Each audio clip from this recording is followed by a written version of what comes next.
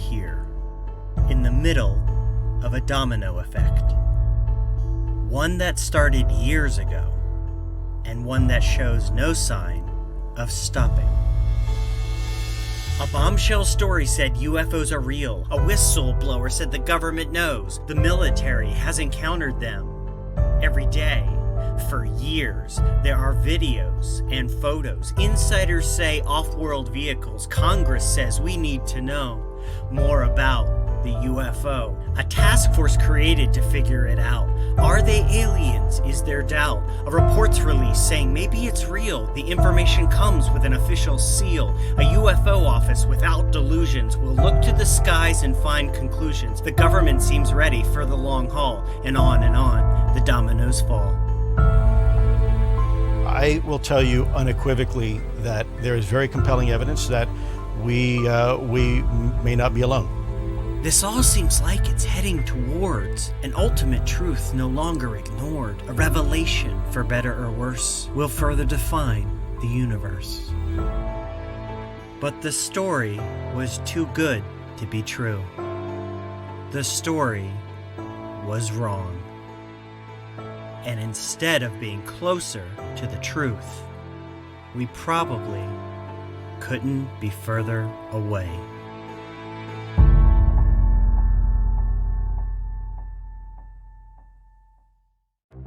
For those of you unfamiliar with the current UFO story and the cast of characters within, here's a quick primer based on information that was originally reported.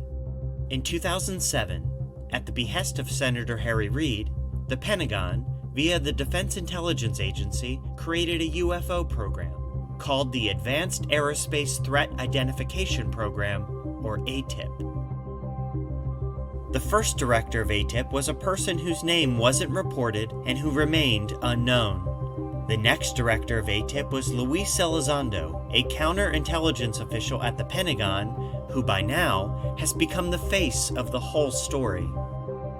AATIP was funded with $22 million. The Pentagon awarded the $22 million to Bigelow Aerospace Advanced Space Studies, or BASS. BASS was contracted to perform AATIP's UFO research and investigation.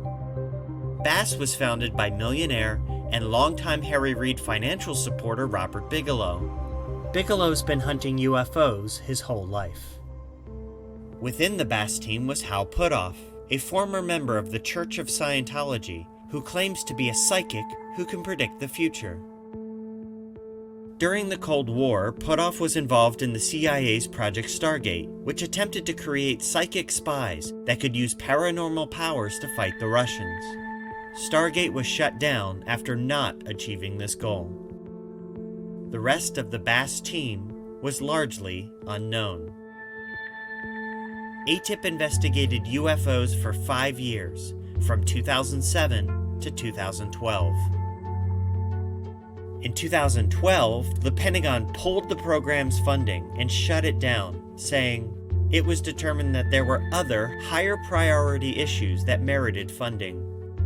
Despite losing funding, Lue Elizondo claimed he kept AATIP going for years after this, staying on as the program's director.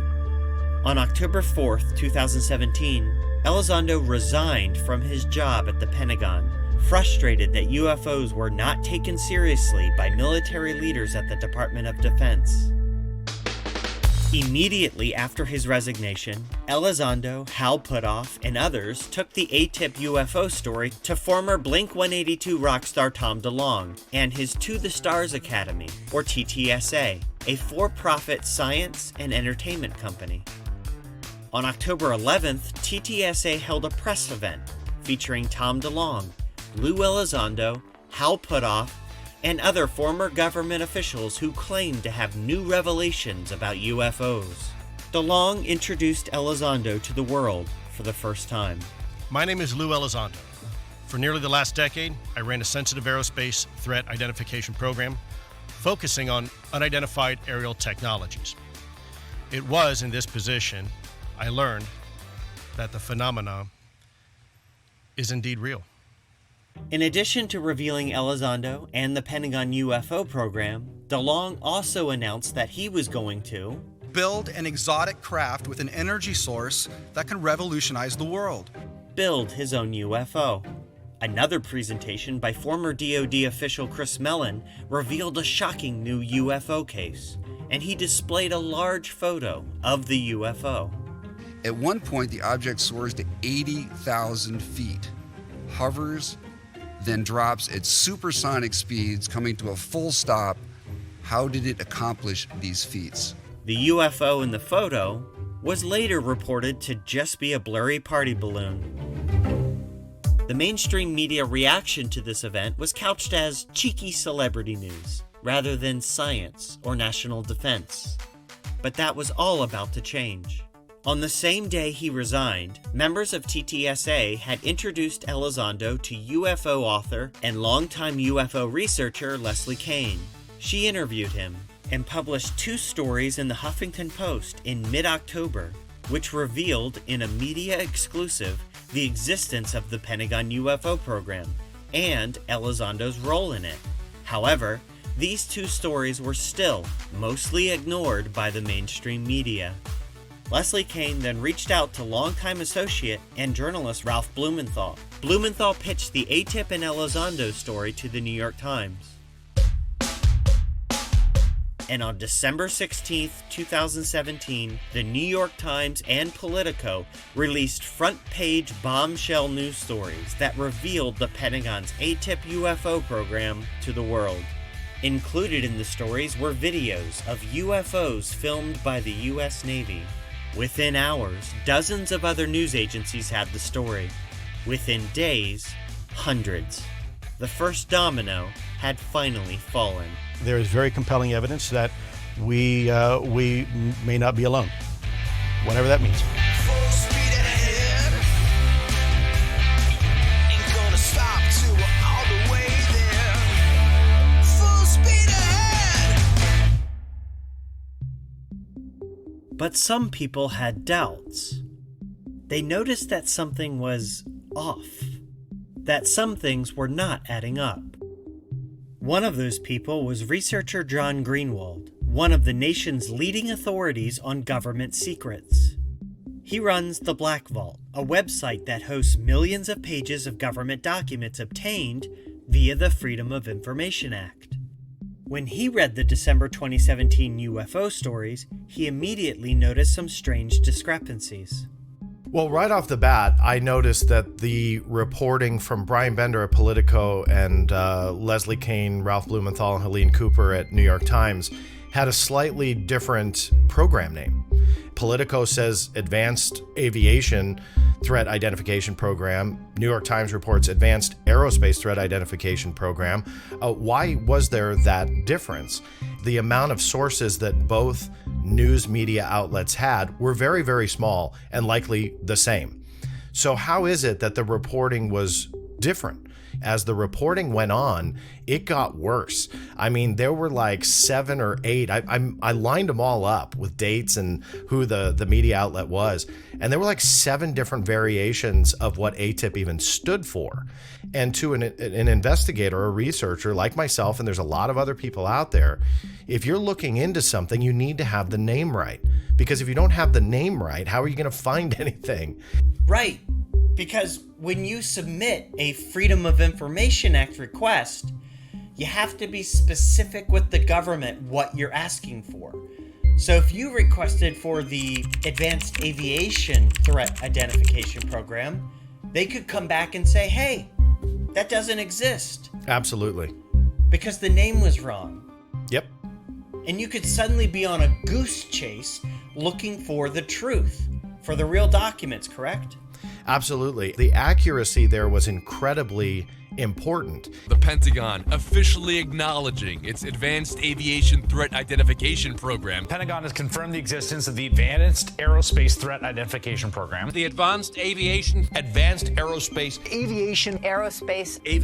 The Advanced Aerial Threat Identification Program. So the writing was on the wall that there was something odd just behind the meaning of the acronym. Another reported detail that is inconsistent was the years all this supposedly occurred. The original New York Times report said the program began in 2007. But further down the same article, they report the funding and actual contract creation of the program wasn't until late 2008. You start digging in on that and realize that the bid solicitation was never posted for companies to bid on getting the contract, wasn't posted until 2008. Yet we were led to believe that AATIP started in 2007. Created in 2007. 2007. So how can you solicit bids a year after the program allegedly started when the reporting said $22 million went to a contractor that started a year before the bid went in? Wait, none of that makes sense. Adding to the confusion, Politico's reporting released on the same day as the Times, with reportedly the same sources as the Times, says AATIP began in 2009. What? Now, in journalism, dates and names are so basic. You want to get the basic names right. You want to get the basic dates right. You can't be a year or two off. And to this day, the reported dates of the UFO program remain all over the place. Generally, in reporting like that, if one thing is wrong, you have to ask the question, what else is wrong? Further questions and issues arose with Lue Elizondo's role with AATIP. In hundreds of media reports, Elizondo is credited as the director of AATIP. Media outlets also phrased it as he ran the program, or he was in charge of the program. And Elizondo, without doubt, is the face of this whole story now. But the Pentagon has released statements stating Mr. Elizondo had no responsibilities with AATIP. And this is a statement the Pentagon has doubled down on, and they're not budging. And even now, over 4 years later, this central part of the whole story continues to be disputed. Another confusing detail is, at the very top of the original Times report is a video of a UFO filmed by the US Navy. The Times reports that AATIP investigated and released this now famous video to the public. Yet the video was shot in 2015.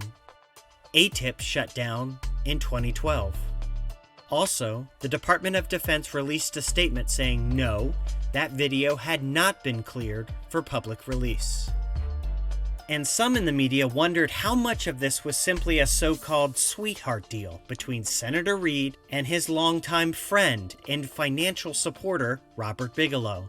Back in 2017, there were a handful of journalists who pointed this out as a potential red flag. Public records show Bigelow contributed about $20,000 to Reid and his political action committee. That campaign contributor got research contracts from this program. That just is a bad picture. There are other outstanding questions, confusing statements, and blatant errors. But despite all this, the story, mostly as originally reported over 4 years ago, mostly without any corrections or updates or disclaimers, continues to spread like wildfire and has become legendary. So what you're telling me is that UFOs are real. Bill, I think we're beyond that already. I put my entire career on the line because I believe in what I believe in. He ran the Pentagon's top secret UFO program. I knew this was breaking news for the front page of the New York Times. And then, bam, the New York Times story. It changed everything. It was a bombshell, right? That's what it was. This is too big to turn away from. This is real. Wake up. TMZ investigates. I don't know if I'm going to have a job tomorrow just for having this conversation with you.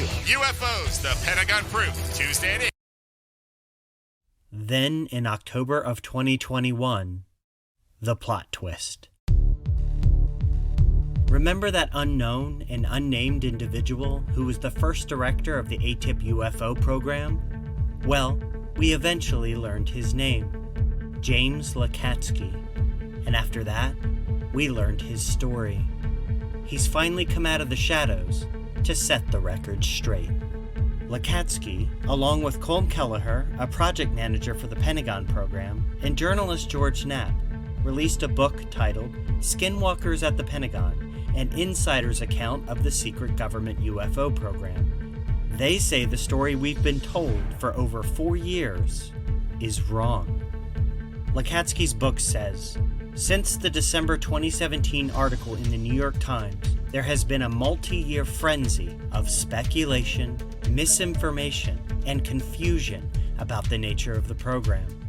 One of the purposes of this book is to correct the record. Co-author Colm Kelleher did an interview saying, the New York Times article in December 2017 mistakenly used that acronym AATIP, and they mistakenly assigned Lue Elizondo to be head of this program. And that was a mistake in reporting by the New York Times. They say many details in the original story were in error. And guess what? There's actually real documented evidence to back that up. And surprisingly, some of these documents have been out in the public domain for years now. It's just that many people, including myself, didn't fully understand what they were or how they related, if at all, to a Pentagon UFO program called AATIP.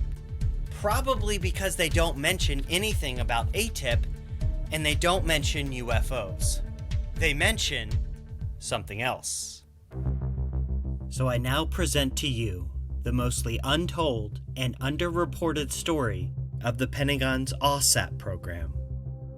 In 2008, at the behest of Senator Harry Reid, the Pentagon, through the Defense Intelligence Agency, created a program not called AATIP, but rather the Advanced Aerospace Weapons Systems Application Program, or AAWSAP. We know this because here's the actual official Pentagon document outlining AAWSAP, not AATIP. The director of AAWSAP was a Defense Intelligence Agency scientist named James Lacatski. We know this because here is his name listed on official Pentagon documents as being in charge of the program. In many ways, AAWSAP started with James Lacatski. According to both Lacatski and Senator Reid, Lacatski had approached the senator to say he believed the UFO phenomena was real, and he wanted a program to investigate not just UFOs, but also how UFOs might fit into the realm of what we might consider the paranormal. Reid told Lacatski he would support the creation of a program, but, according to Reid, they faced a challenge: how to convince Congress to allocate taxpayer money to investigate UFOs. Could they create a UFO program without actually mentioning UFOs? Reid told New York Magazine, I said to Lacatski, well, if you were me, what would you say to people in power in the United States Senate who have huge control over the spending of defense money? And here's what Lacatski said.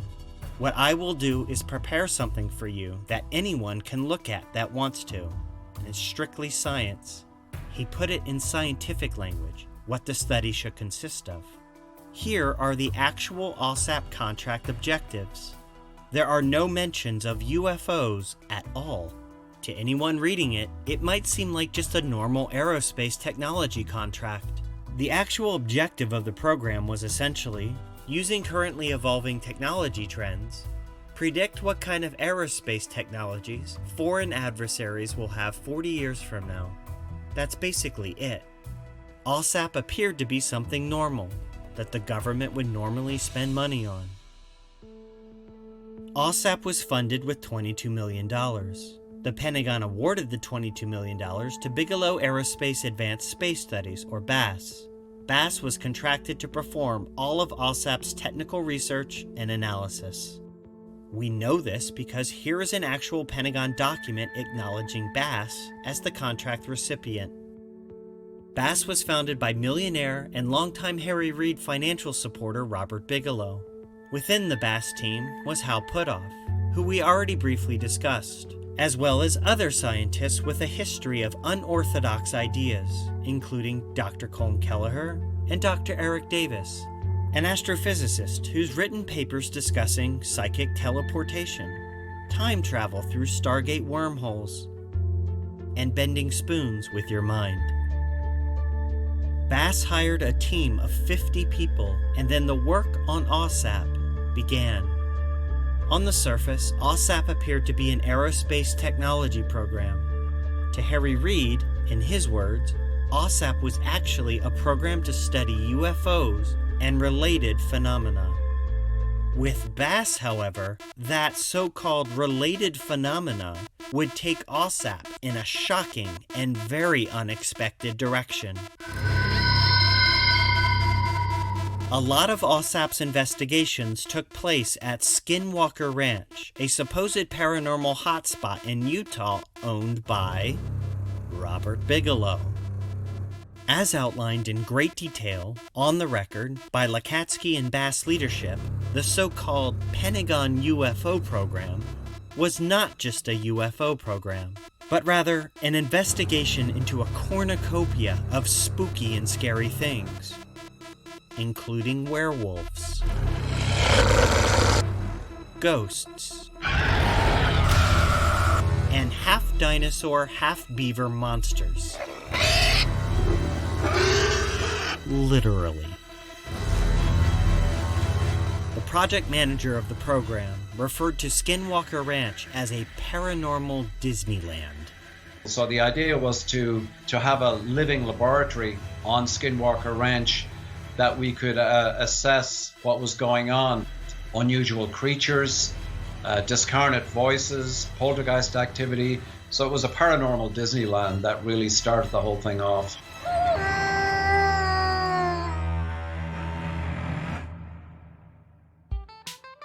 AAWSAP spent only 1 year investigating UFOs, ghosts, and goblins before the Pentagon started to pull the plug. In 2009, after reviewing AAWSAP's reports, the Pentagon states that it was determined the reports were of limited value. In the December 2017 Politico article, a congressional staffer is quoted as saying, "There was really nothing there that we could justify using taxpayer money," and that even Harry Reid agreed it was not worth continuing.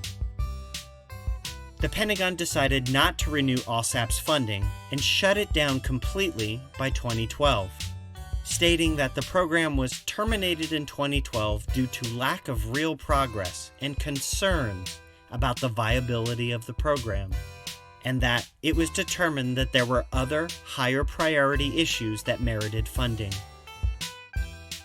James Lacatski says he spent the next few years trying to get new funding to resurrect the dead program and to keep the paranormal investigations going, but he was unsuccessful. Finally, Lacatski says he retired in 2016. And that is the mostly untold story about how $22 million in taxpayer money was spent on a wacky paranormal funhouse. And it appears that at the time, the Pentagon had no idea this silly spooky stuff was even happening. How is that possible? Well, Lacatski, the Pentagon director of the program, says that for security reasons, he was hiding AAWSAP's activities from officials at the Pentagon. People in my own office, they didn't know what we were doing. They had no idea that I was running Skinwalker Ranch. They had no idea whatsoever. And was Harry Reid aware of the ghosts and goblins? Well, I guess it depends on which version of his story you want to believe. In 2018, in an interview with New York Magazine, Reid denied ever being briefed or updated on any of AAWSAP's activities. Ever? But then in 2021, Reid told George Knapp that not only was he aware of AAWSAP's activities at Skinwalker Ranch, but that he was potentially planning to go to the ranch himself. I remember getting a call from you while you're in the well of the Senate, and you asked about Skinwalker Ranch, whether your staffers should go there and whether they'd be safe. Did you consider sending some of your people to the ranch, and did you ever consider going there yourself? I considered it, but based on information I got from you and others, I decided not to go. It would also have drawn attention to the ranch and the program, right? If you went there, you'd have to tell somebody about it. That's for sure. And Senator Reid would eventually fully endorse this whole crazy story 2 months before his death by writing the foreword to Lacatski's book. In it, he calls out the New York Times. The December 2017 New York Times story has done a tremendous amount of good, but unfortunately, it has also muddied the waters. It left the government's AAWSAP program completely out of the narrative. Yeah, why wasn't any of this stuff reported in that bombshell 2017 New York Times article? How did a story about a program called AAWSAP, which investigated UFOs, werewolves, ghosts, goblins, become a story about a program called AATIP, which only investigated UFOs? Well, Leslie Kean is a longtime UFO believer and UFO researcher, writing UFO stories going back decades. She wrote a best-selling book on UFOs in 2010, and it was Leslie Kean who approached Ralph Blumenthal to pitch the big UFO story to the New York Times. She was one of the authors of the New York Times article. In a recent Showtime documentary, Leslie Kean was asked why stories about alleged encounters with alien creatures were not included in her 2017 New York Times article.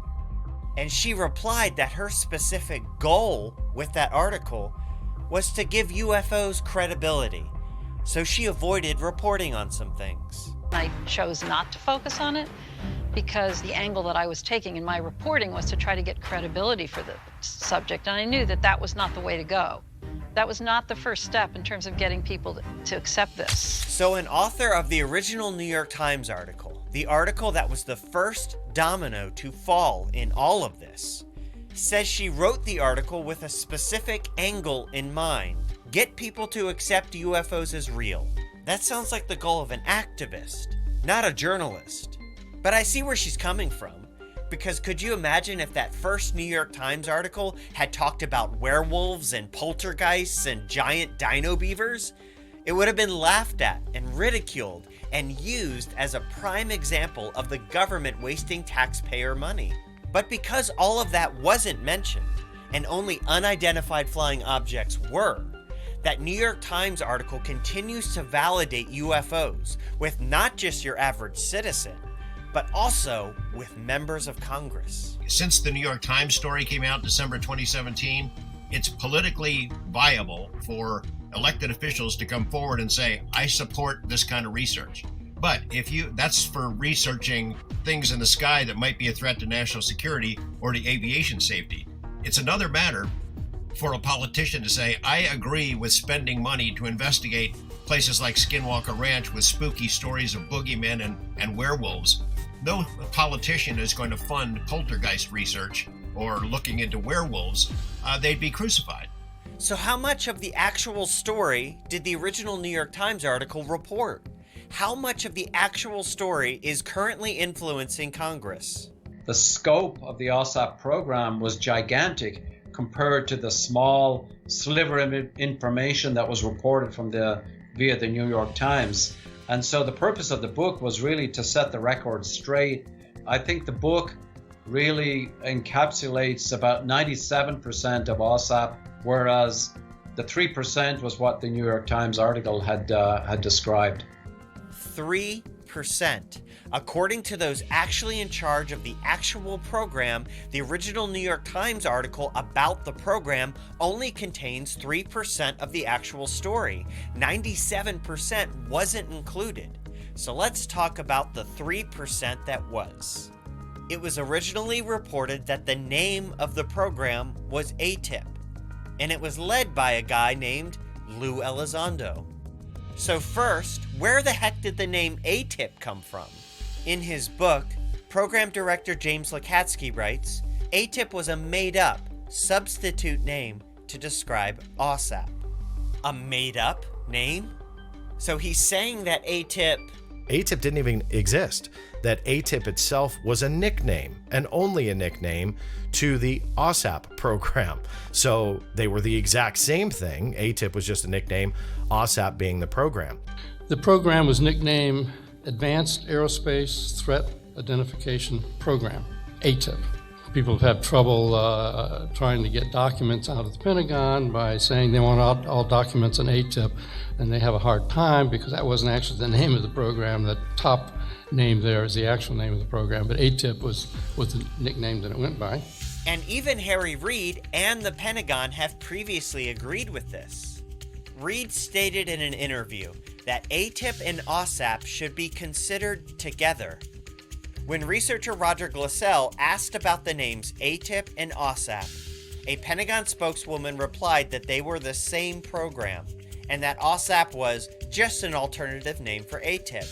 So how did AATIP become a nickname for AAWSAP? Well, remember how Lacatski said he was hiding AAWSAP from other officials at the Pentagon? How, according to Lacatski, they had no idea whatsoever about AAWSAP's activities? In their book, the authors say Senator Reid and those working at Skinwalker Ranch were worried that AAWSAP's activities would eventually come to light. As such, Senator Reid submitted a request that AAWSAP be given top secret special access status, which, if approved, would have officially limited how many people had access and control over the program. Here is the special access request letter submitted by Senator Harry Reid to Deputy Secretary of Defense William Lynn in 2009. But instead of saying AAWSAP, the actual program name, Reid used the nickname AATIP.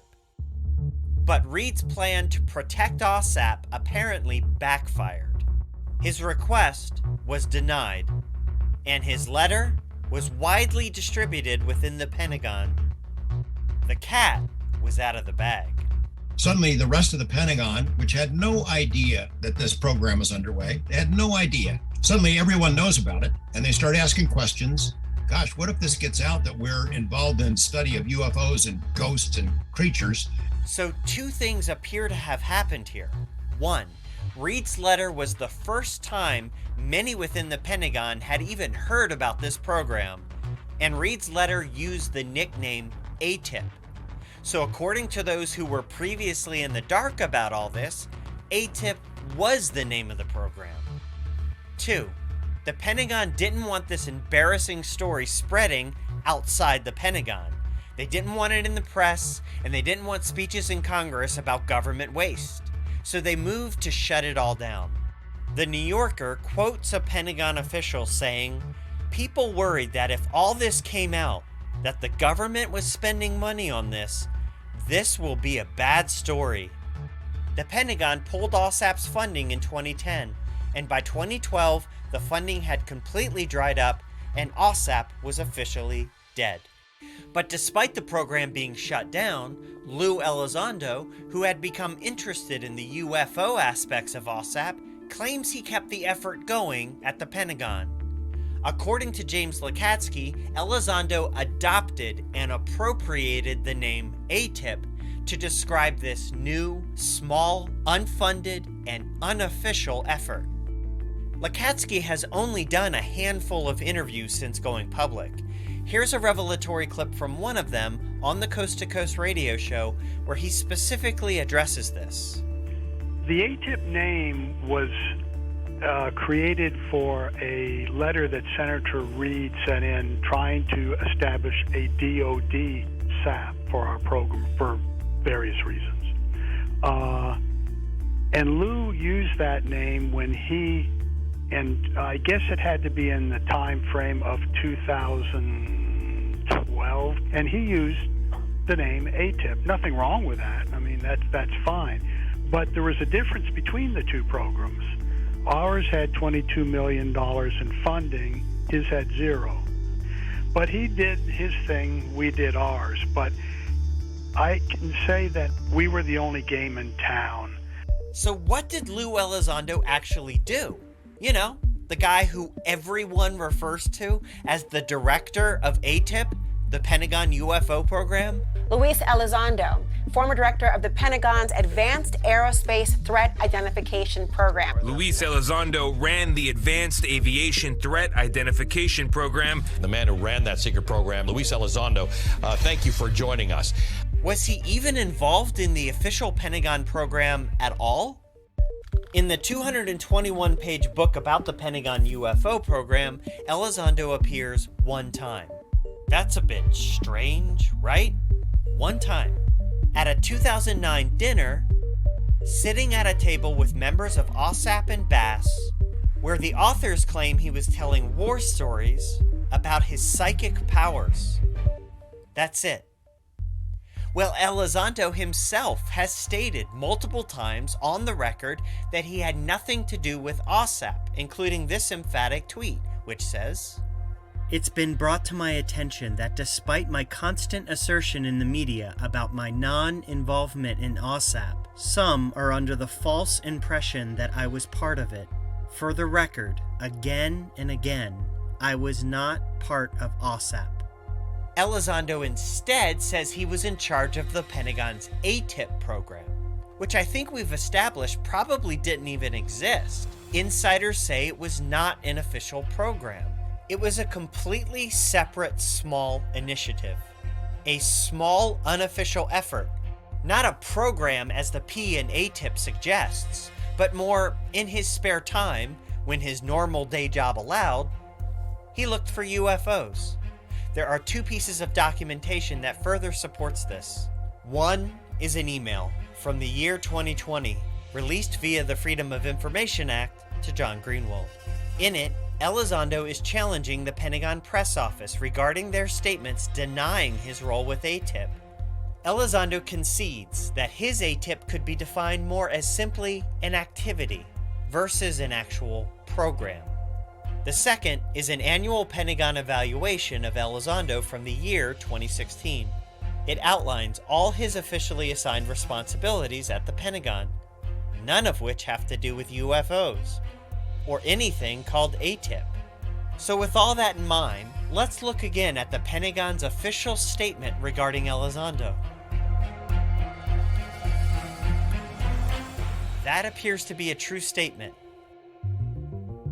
In April 2022, Brian Bender, the author of the original 2017 Politico article, tweeted that he now feels like he was purposely misled by numerous sources on what AATIP really was and wasn't. In response to a Twitter user stating, "Seems clear that they wanted to gloss over the paranormal stuff, which is like where all the money really went," Bender replied, 100%. They buried the origin story because they were afraid it would be perceived as an utter waste of taxpayer money. It would have also further soured the whole effort, given the Bigelow connection to Harry Reid. It was a pork project to investigate voodoo that morphed into UFOs. And regarding myself and all the Basement Office episodes I've made about AATIP and Elizondo, I was apparently wrong. It wasn't intentional, but in an honest attempt to report the truth about the Pentagon UFO program, I too feel like I was purposely misled. As for Elizondo, he, along with other former members of Tom DeLonge's To the Stars Academy, have been lobbying Congress to spend more money on UFOs. They say the original New York Times article continues to influence congressional leaders, since many of the paranormal aspects weren't included in that story. Chris Mellon, the guy who once stood in front of a gigantic photo of a blurry party balloon, admits that telling Congress about AAWSAP would be counterproductive. Their efforts appear to have paid off. Bipartisan congressional leaders like Senators Kristen Gillibrand and Marco Rubio helped create a new UFO program at the Pentagon. The new program is called the Airborne Object Identification and Management Synchronization Group. And another domino falls. I'm gonna leave you with one more thing. Lue Elizondo said he had nothing to do with AAWSAP. Nothing to do with the werewolves and ghosts and goblins. Nothing to do with AAWSAP. However, in May 2021, Elizondo filed a complaint with the Department of Defense Inspector General's office. Written in his own words, signed with his signature, Elizondo's complaint accuses some at the Pentagon of smearing his reputation by releasing statements denying his involvement as director of AATIP. In his complaint, which I obtained a copy of, he outlines, in detail, each and every role he claims to have had from 2008 to 2017. In 2008, he says he joined James Lacatski on AAWSAP. His role was, in his words, AAWSAP's Chief of Counterintelligence and Security. From 2008 to 2010, Elizondo describes his various duties with AAWSAP, including reviewing incoming reports from BASS. In April 2010, he writes, Dr. Lacatski approached me and asked if I would consider assuming the role of AAWSAP and AATIP director. And in May 2010, he says his new role was director for AATIP and AAWSAP.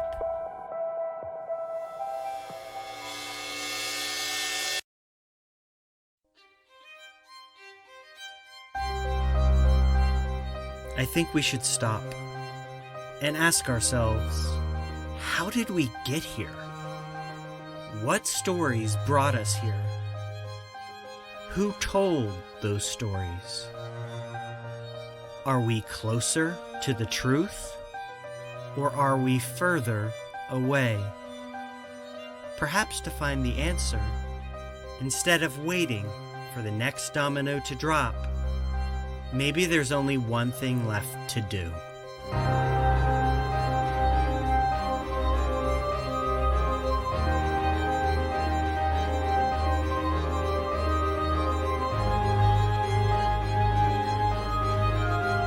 A true story will stand the test of time.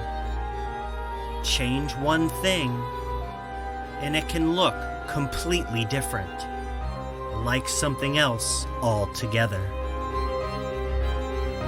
If you went back and refollowed the evidence, would the story sound the same? Would it look the same? Would you see something different, something new? Something that was always right there, right in front of you.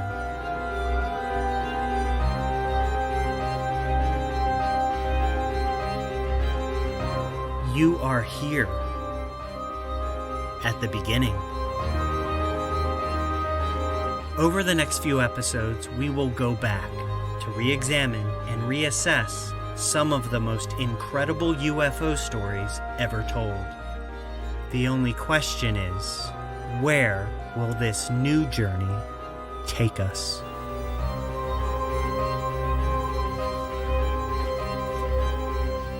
So, let's begin.